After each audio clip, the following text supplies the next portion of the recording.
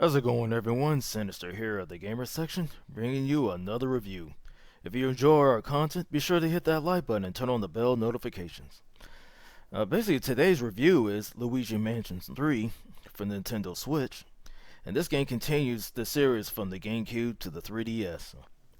I'm going to break down the usual, the story, the gameplay, the challenge, etc., etc.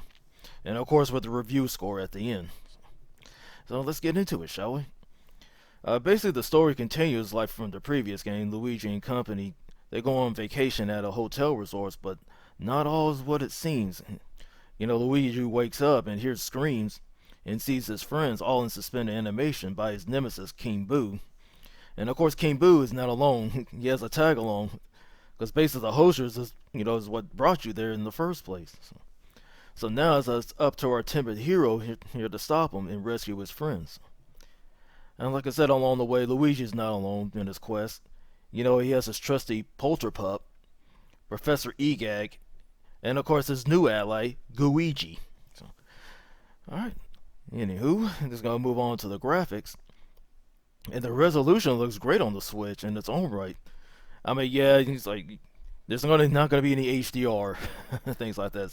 Sorry, folks. However, I mean, like I said, the game looks great in its own right.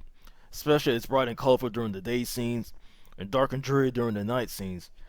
And of course, it has, especially during the dark scene, gives that eerie feeling because you know how timid Luigi is. He gets scared easily, things like that. And of course, he's brave enough when he fights his enemies, things like that. So basically, hats off to Nintendo for their, for the unique look they gave this game. All right. As far as the gameplay goes, it's basically the same from this previous game.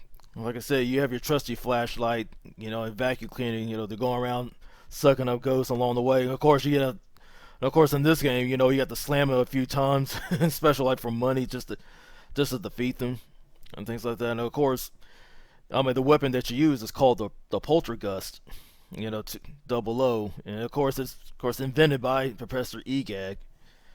And basically, it helps you, not only to eliminate ghosts, but also to collect items, just like coins and money. You can suck up random things along the way, but also you can also shoot out like plungers, like on hard surfaces, and you can use your poltergust just to suck it in, drag it along, and smash items and things like that. It can also help out eliminate enemies or just to collect coins and things like that. And of course, like I mentioned earlier about Luigi, and of course, once you get Professor Egag's upgrade, he helps you create you another assistant. Like I said, Luigi is like your ectoplasmic version, of yourself.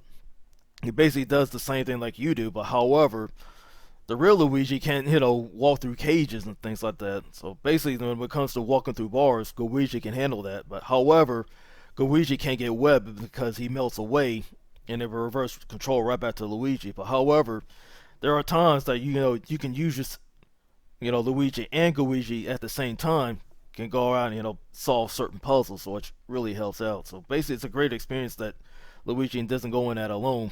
But of course, Luigi has no feelings, things like that. So he doesn't worry about ghosts or anything, being freaked out by ghosts every time he sees one. Basically, he just stands there like a statue, and those ghosts just basically move on and ignore him, things like that. So however, the downside about the gameplay is basically the aiming mechanic, especially when you're trying to aim up, because trying to aim up and like attack enemies or trying to shoot out a plunger at a hard surface, it kind of gets in the way because basically, trying to do that, Luigi spins around and of course it leaves him open to attack, and it's tedious and frustrated, and it can also lead to a quick death, especially against a boss, and who may tend to go using going around the sky, floating around the screen, things like that. So that's like the major downside of the gameplay. But however, well, moving on to the score, what will I give this game?